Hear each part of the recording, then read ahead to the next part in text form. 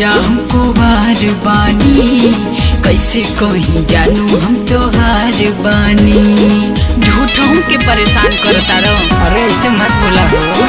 अब ही राजा हमको बार बानी, कैसे कहीं जानू हम तोहार बानी। जानी मिले हल के अपना साखी के हो, जानी मिले हल के अपना साखी के हो।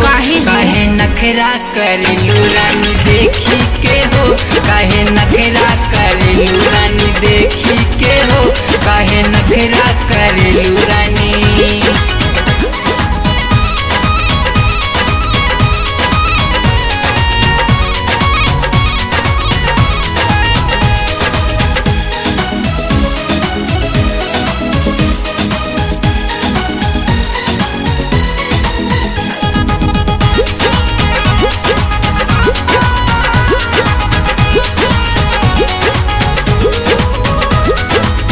तोहरा पर हमरा त बाटे यकीन हो, झूठो के मैटर न कर तू सीन हो। हे सुनो, दिमाग खराब मत कर।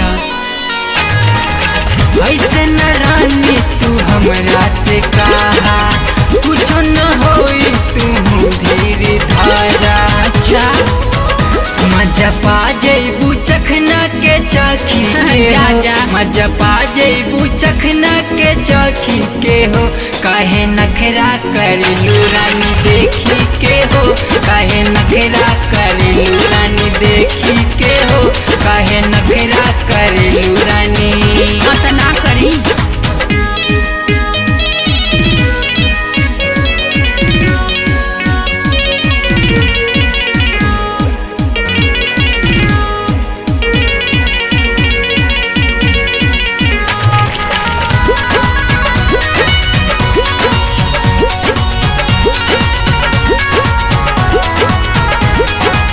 सुना तू हमरा के जाना से टेंशन, तोहरे खातिर हम करिले फैशन।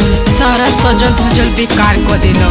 अरे सुना रानी हो हमके नाई से सताओ, अपन बना के नहीं दिलवा दुखाओ। अच्छा कसूर बटे हमरा नसीबी हमरा के से हो, मत पूछो। कसूर बटे हमरा नसीबी के हो। काहे नखरा करेलू रानी देखी के हो, काहे नखरा करेलू रानी देखी के हो, काहे नखरा करेलू रानी। Presented by Aradhya Studio.